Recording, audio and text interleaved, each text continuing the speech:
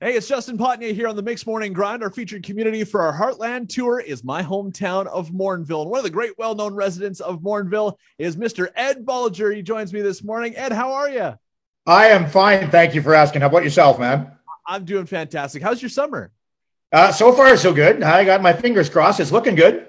It is looking good. We're kind of climbing out of this thing, I think, hey? Yeah, I think you're right, dude. So now let's hear about your Morinville story. Now, you were born in town, but you had moved a little bit here and there. Yeah, so actually, I was born here, lived here till I was 5. My father was in the Air Force. Good on our servicemen, by the way, in this country of ours. And he got transferred to the New Brunswick in the Maritimes from 65 till 70. So from the age till 5 till 9, I lived in the Maritimes, New Brunswick. And then we were lucky enough to get transferred right back here again. Dad was actually based out in Namao at the airfield there. But we wound up buying our house right back in Morinville when we moved back. And I've been here ever since. So out of 60 years, if you looked at me, you'd think I was way older. But out of 60 years, out of 60 years, I've been here for 55. So I'd like to say I'm a lifetime resident. It's been awesome. Yeah. 100% you're a lifetime resident. And so let's take us back to, you probably don't remember the days before, you had moved to New Brunswick, probably not as well as you do later. But when you moved back, what was Morinville like at that time? Because it's changed quite a bit over the years. Actually, that's an excellent call, man. Because so when we moved back here, and I can't give you exact numbers, Justin, but I'm going to guess that the population of Morinville then would have been in the neighborhood of about 1,000 people. It could have been maybe a little bit less, a little bit more. I don't remember exactly, but I think if I remember correctly, the sign even said 1,000. But you know how we're always a year behind in most places for putting the right numbers up. Okay, so I'm going to say we were around 1,000 people plus or minus. Okay, so and so I'm a 10-year-old kid, 10 years old. It was an awesome little town. I mean, we had friends and family here from before, so that was cool. But what I still remember is a lot of the streets were still gravel, for example, right? Like now, Were they really? Yeah. Oh, yeah. I mean, when you were born, everything here was already paved, right? Yeah. Yeah. But I mean, when I was here, like I say, probably until, I don't know, early 70s, 72, 73, maybe-ish, a lot of our streets in town were still gravel, except for some of the main streets. And and then as time went on, they'd start paving one block north or east or south or west of the main drags, and then eventually the whole town, by mid 70s we were modernized. But I remember that a lot. Like I remember the gravel streets. The other thing that I remember distinctly about, and of course when you move back as a 10-year-old kid, things like this really turn your crank. But we got back here just in time. Back in the late 60s, 70s, we had one of our parish priests in town by the name of Father Primo. You would know that because you went to the high school. Okay. So the high school. Yeah. So one of the schools in town here at the time was a high school, and it was named after him. And he was just the king of volunteerism. Okay. Like this man just, he was our parish priest, but he was such an organizer and so we used to have a festival here called Frontier Days, which was always at the end of June. And I remember moving back right in time for that and being so excited as a kid because you had the big downtown parade, probably 5 floats and a fire truck. What I'm saying? No, it was better than that, but you know what I'm saying? And but there was a lot of excitement to do at this Frontier Days. And the reason why it always stuck out in my mind is because, like I said, you had this Father Primo who was the king of volunteers. And then you had so many other people in town. It was all volunteerism. There was nothing paid in those days. You know what I'm saying? So, and all these families would pitch in, and sort of each family sort of had their role in the festival. It was like a weekend festival at the end of June, right? So you get out of school and boom, it's Frontier Days. Well, what better way to kick off your summer when you're a kid? And so we had what they used to call the international grounds. They had a bunch of buildings there, and that's where they'd sort of have their fairgrounds and their midway. But in each of these buildings, they'd have different nationalities type of things. So one family, a French family, might be looking after meat pies, or a Ukrainian family might be looking after pierogies, and all this stuff you could buy was handmade, homemade, blah, blah, blah. But you know what I mean? It's just so damn good, right? So that I remember that well. So where would that have been in today? What part of town would that have taken place at? Like where would that be today? Yeah, so you know where the arena is here, the old arena in Morinville. The old arena, yeah. Yeah, so it would have been straight west of there, actually, Justin, right behind it, like in the lot right behind it, where there's now I think now we've got an outdoor skating rink and a water park.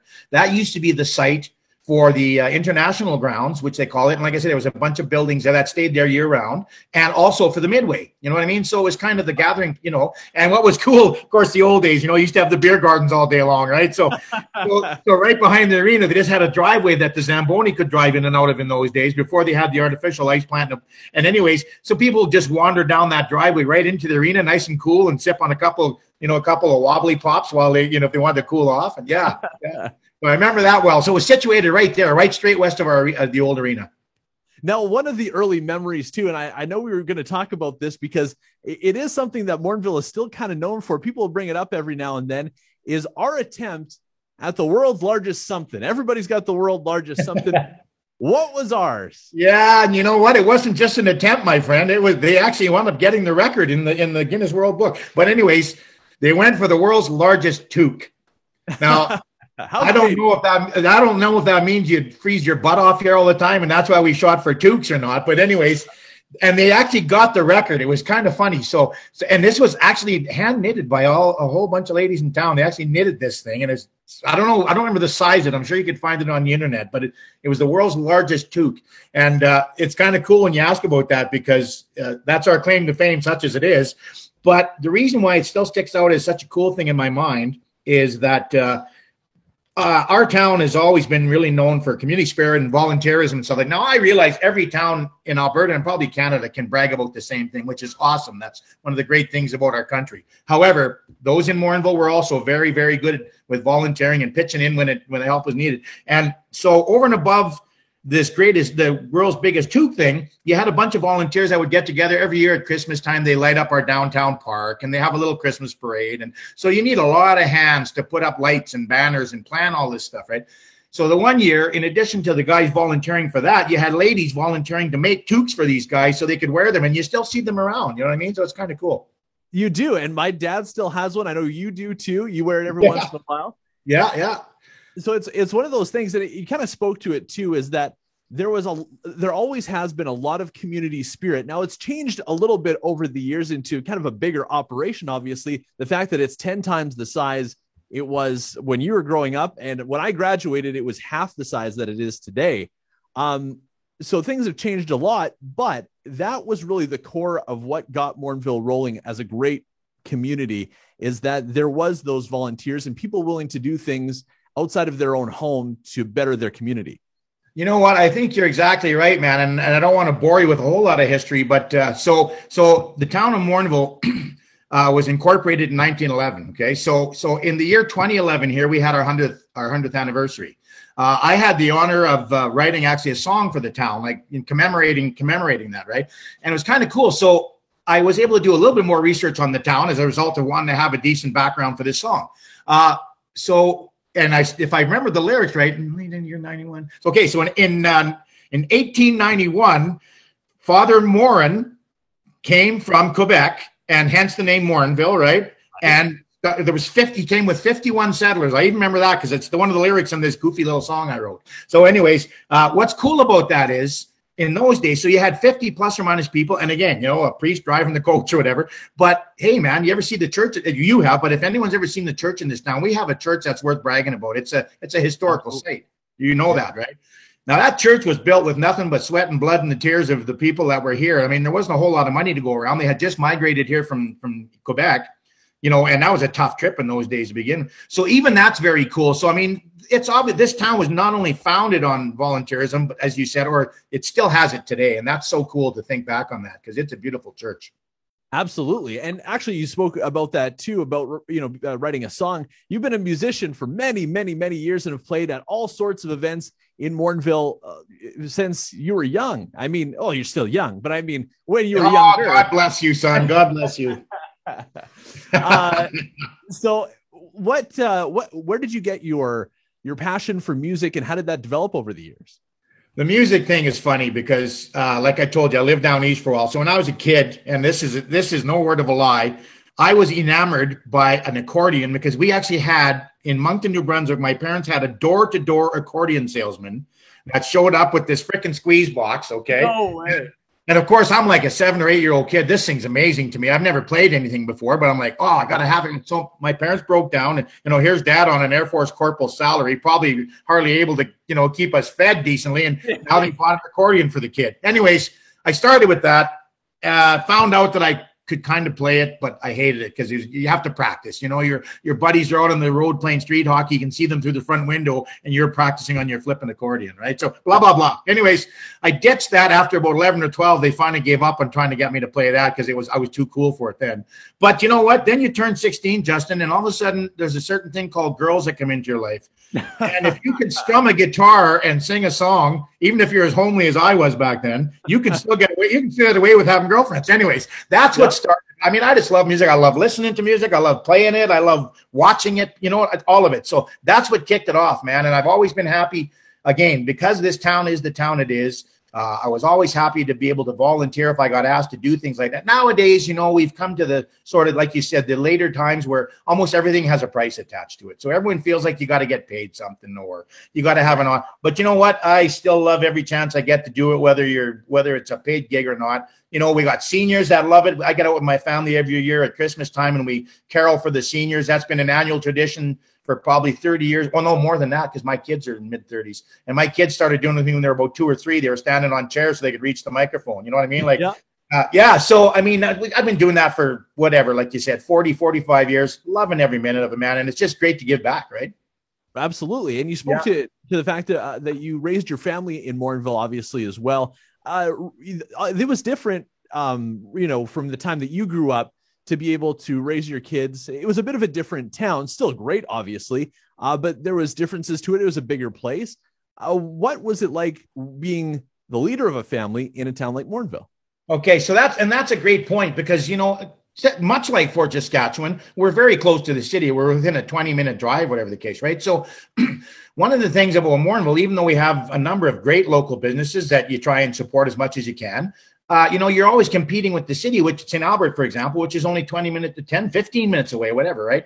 So we always had the local mom and pop businesses like the grocery stores and stuff, but it was always it's always a bedroom community. You know what I mean? Like it was cheaper to buy a house here for a family than it was in, say, St. Albert or Edmonton, as long as you didn't mind, whatever, a half-hour commute, which over the years has gotten crazier and crazier, but you know what I'm talking about. So so it was awesome to be able to raise kids here. I mean, you were a kid that was raised here as well, so you know what I'm talking about. It was kind of a sleepy little town, but there was still a fair bit for kids to do. And if you did want to go see the movies or go swimming or check out the bowling that lane, or you were just a hop, skip, and a jump away to the city. So I really, personally, I loved it because you had the peace of mind of a little less traffic to worry about your kids getting tied up in, or any other number of influences that some of the bigger centers will start to have that may be good or bad on kids, right? I'm not saying living in a big center is a bad thing, but you know what I'm sure. Yeah. So that part to me gave me a lot of peace of mind. I mean, I worked 4 years in the city, went to college before that in the city. So I probably commuted there for 42, 43 years. When it came time for retirement, it was nice to ditch that commute, but it wasn't the end of the world. You got up a half hour early in the morning and whatever, man, Well, that seems to be a common thread with a lot of folks who we're talking to, is that it's the best of both worlds. Right. That's good. That's living, you get the amenities of the city. Absolutely. And, you maybe can't walk to the pool, but you know what I mean? Little things like that. But you're absolutely right. Like everything, all the good stuff's not that far away from us. And you got that good, like I said, you got that good community spirit. I mean, when I started out here, like I said, in the 70s, everybody knew everybody. You were only 1,000 people max, right? Sometimes that's good. Maybe sometimes that's bad, depending on your lifestyle and what you want people to do. That's right. But that's the one big thing, like you said, Justin, that's changed majorly now. I mean, you're looking at a population of over 10,000 people now. You don't necessarily know everybody, but a lot of the new people that move here, if you chat with them, they still feel the same way. Like they like that I'm going to use the term small town feel. And there's a certain degree of friendliness that comes with the smaller center. You guys still have it. Even in the 100%. Fort, you have that. Even though it's considered a city now, you guys still have that nice small center feel. And that's so cool, right? Like for everything, for schools, for businesses, all of that stuff, man.